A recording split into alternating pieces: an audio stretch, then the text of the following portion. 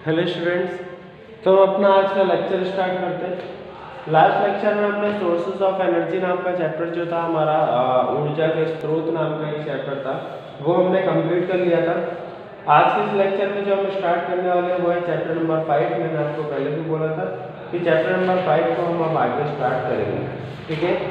तो ऐसे भी हमारे केमिस्ट्री में चैप्टर नंबर 5 अब हम स्टार्ट कर रहे हैं और 4 नंबर का चैप्टर हमारा बचा हुआ है। तो इस चैप्टर को, चैप्टर नंबर 4 को हम लास्ट में करेंगे। अभी चैप्टर नंबर 5 स्टार्ट करते हैं। चैप्टर नंबर 5 जिसका नाम है क्लासिफिकेशन ऑफ एलिमेंट्स, ठीक है। क्या नाम है इसका? क्लासिफिकेशन ऑफ एलिमेंट्स, या फिर आप हिंदी में बोल सकते हो तत्वों का आवृत वर्गीकरण, ठीक है। अब यहाँ पर क्लासिफिकेशन ऑफ एलिमेंट्स होता क्या है तो देखते हैं, समझते हैं इसको कि क्लासिफिकेशन ऑफ एलिमेंट। तो सबसे पहले तो मैं नाम यहाँ पर लिख देता हूँ, चैप्टर 5 क्लासिफिकेशन ऑफ एलिमेंट्स, ठीक है।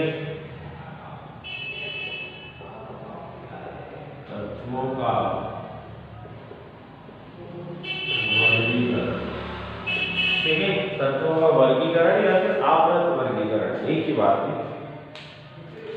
अब देखो, तत्वों का वर्गीकरण यहाँ पर बोला क्यों? अब मतलब क्लासिफिकेशन ऑफ एलिमेंट्स क्या होता है? तो आपको पता है कि हमारी केमिस्ट्री की अगर हम बात करते हैं या फिर हम साइंस की बात करते हैं तो यहाँ पर कई सारे हमारे पास एलिमेंट्स प्रेजेंट है, ठीक है। कई सारे एलिमेंट्स जैसे कि हाइड्रोजन हो गया, ऑक्सीजन हो गया, नाइट्रोजन हो गया, फ्लोरीन, नियॉन, बेरिलियम, बोरॉन, इस तरीके के अनलिमिटेड एलिमेंट्स, मतलब अनलिमिटेड तो नहीं बोल सकते लेकिन कई सारे हमारे पास एलिमेंट्स हैं, ठीक है। जब इन एलिमेंट्स की खोज होना स्टार्ट हुई थी, मतलब इनकी डिस्कवरी स्टार्ट हुई थी, तब जो एलिमेंट्स पहले मिलते गए थे, देखो यहाँ पर क्या है, जब हमें एलिमेंट्स की डिस्कवरी होना स्टार्ट हुई, कई सारे एलिमेंट कई सारे साइंटिस्टों को मिलते गए और वो वहां पर उसको वेरीफाई कराने लग गए, तो हमारे पास एटमॉस्फेयर में हमें पता चला कि हमारे वातावरण में कई सारे एलिमेंट्स प्रेजेंट है, ठीक है। हमारी अर्थ पर कई सारे एलिमेंट्स प्रेजेंट है, कुछ जमीन से ऊपर है और कुछ जमीन से नीचे है, कुछ गैस फॉर्म में और कुछ सॉलिड फॉर्म में, ठीक है। तो इस तरीके से अगर देखा जाए इस तरीके से अगर देखा जाए तो यहाँ पर उन एलिमेंट्स को अरेंज करने के लिए, मतलब अगर हमें एलिमेंट्स मिले, मान लो मुझे एलिमेंट मिला है ए, बी, सी, डी, ई, एफ, जी और एच, ठीक है। मान लो मुझे ये एलिमेंट्स मिल चुके हैं, साइंटिस्टों ने इतने एलिमेंट्स डिस्कवर कर दिए, तो यहाँ पर इन एलिमेंट्स को अरेंज में कैसे करूँगा, मतलब किन प्रॉपर्टीज के बिहाफ में मैं किस एलिमेंट को पहले रखूंगा, किस एलिमेंट को बाद में रखूंगा, आगे चलकर अगर एलिमेंट्स डिस्कवर होते हैं तो उनको मैं कहाँ पर रखूंगा, इसी सब चीजों के बारे में इसमें डिस्कशन की गई, ठीक है। ये चैप्टर एक तरीके से इम्पोर्टेंट चैप्टर है। हाँ, इसका वेटेज थोड़ा कम है, 2 या 3 मार्क्स के इसमें से क्वेश्चन आते हैं, लेकिन वो क्वेश्चंस बहुत ज्यादा नॉर्मल से आते हैं और यहाँ पर आप अपने 2-3 मार्क्स से पक्के कर सकते हैं, ठीक है। उन्होंने इस चैप्टर में डिस्क्राइब क्या किया गया, इस चैप्टर का पूरा कंटेंट हमारे डिस्कस करने वाले हैं, तो मैं आपको वही बता रहा हूँ।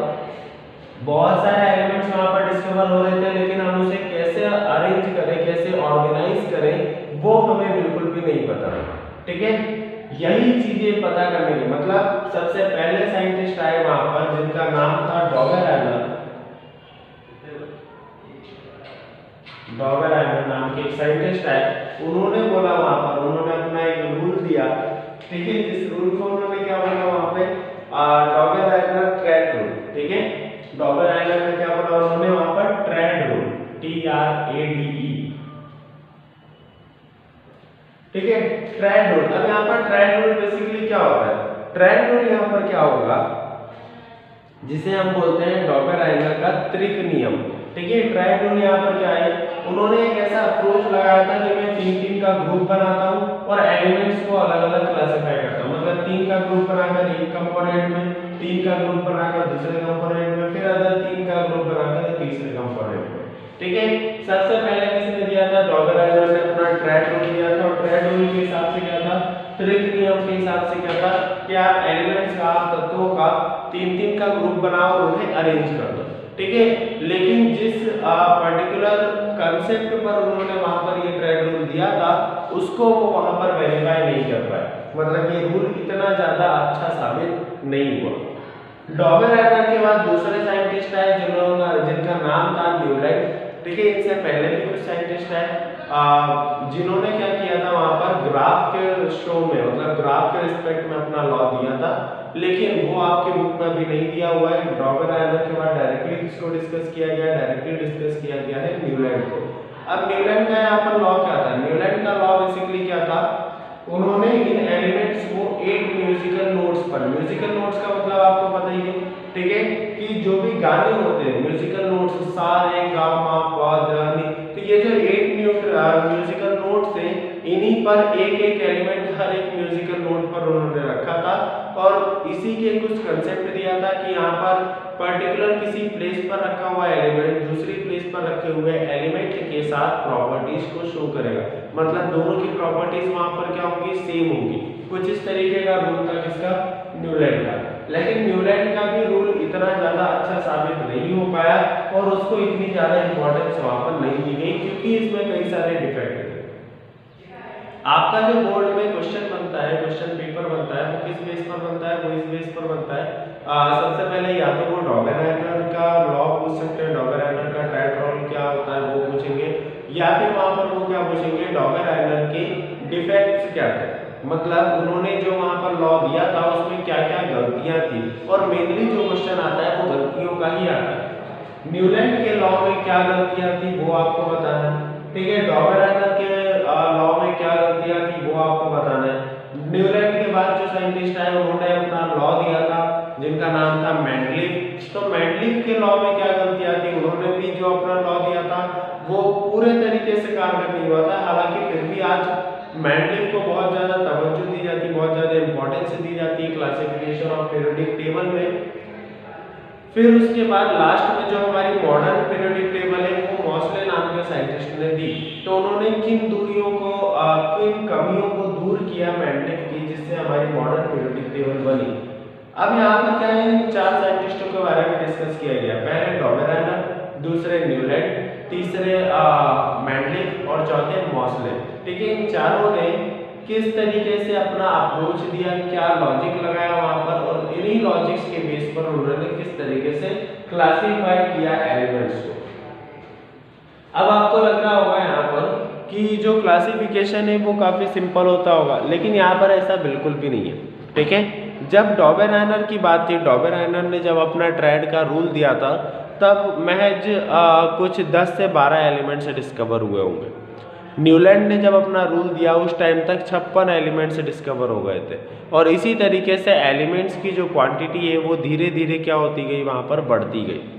जैसे जैसे एलिमेंट्स बढ़ते गए तो सबसे पहले जब डॉगर-आयलर आए थे उन्हें लगा था कि ज़्यादा से ज़्यादा अभी 12 एलिमेंट है, तो हो सकता है आगे जाकर कुछ 20, 25, 30 एलिमेंट्स हो जाएंगे या 50 एलिमेंट्स हो जाएंगे, तो उसी हिसाब से उन्होंने अपना रूल दिया था।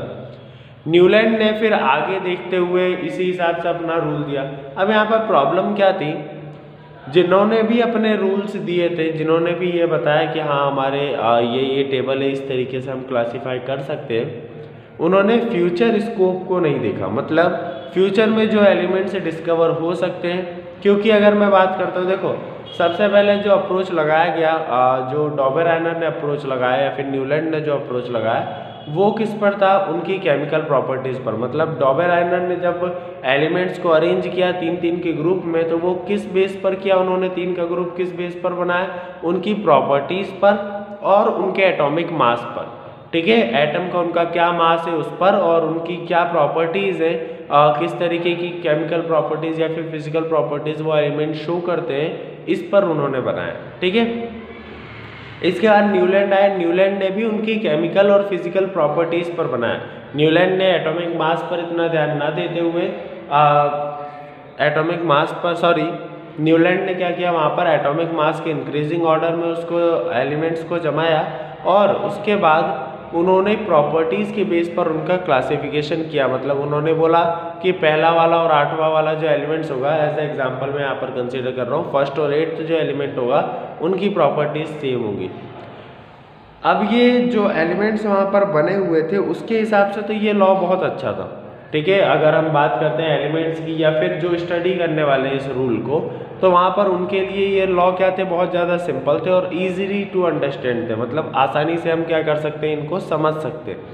लेकिन आगे चल के फ्यूचर में अगर एलिमेंट्स आते हैं तो इन एलिमेंट्स को भी इस पीरियोडिक टेबल में, मतलब जो भी वो पीरियोडिक टेबल बना रहे हैं उसमें रखना पड़ेगा। अगर उस पीरियोडिक टेबल में हम रखते हैं, कोई नया एलिमेंट आया तो वहाँ पर एक एलिमेंट को पुट करने के लिए हमें सारे एलिमेंट्स की जगह को क्या करना पड़ेगा, चेंज करना पड़ेगा, ठीक है। तो ऐसी कोई पीरियोडिक टेबल बननी चाहिए जिसमें पहले से ही उनके लिए जगह वहाँ पर अवेलेबल हो, ठीक है, जिससे हमें पूरी टेबल को ही चेंज ना करना पड़े। इस टाइप का कुछ अरेंजमेंट हम ढूंढ रहे थे और लास्ट में एट लास्ट जाकर हमें यही अरेंजमेंट किस में मिला, मॉसले की पीरियोडिक टेबल में मिला, जिसको आज मॉडर्न पीरियोडिक टेबल के नाम से हम जानते हैं, ठीक है। आज का लेक्चर हम यहीं ख़त्म करते हैं। अगला जो लेक्चर होने वाला है उसमें मैं आपको डॉबेराइनर का ट्रेड रूल से हम स्टार्ट करेंगे। बहुत बड़ा ये चैप्टर नहीं है, काफ़ी सिंपल चैप्टर है, अप्रॉक्सीमेटली 2 या 3 लेक्चर का चैप्टर है ये। और अगर एक लंबी वीडियो बनती है तो एक ही लेक्चर का चैप्टर है। तो इस तरीके से अगर देखा जाए तो बहुत बड़ा चैप्टर नहीं है। इसका वेटेज भी आपने देखे, ये वेटेज भी कोई बहुत ज़्यादा नहीं है, इसका वेटेज 2 या 3 मार्क्स का है। तो पहले से इसमें डिसाइडेड है कुछ क्वेश्चंस, जैसा कि मैंने आपको बताया कि डिफेक्ट वगैरह जो होते हैं, जैसे कि न्यूलैंड के लॉ का क्या डिफेक्ट है, डॉबेराइनर के लॉ की क्या डिफेक्ट है, मेंडलीफ के लॉ की क्या डिफेक्ट है, तो यही डिफेक्ट्स अधिकतर टर्म्स में पूछे जाते हैं, ठीक है। तो चैप्टर स्टार्ट करते हैं डॉबेराइनर के ट्रेड रूल से। हम अगला जो वीडियो होने वाला है उसमें डॉबेराइनर का ट्रेड रूल से स्टार्ट करेंगे। तो आज के वीडियो में इतना ही। Thank you.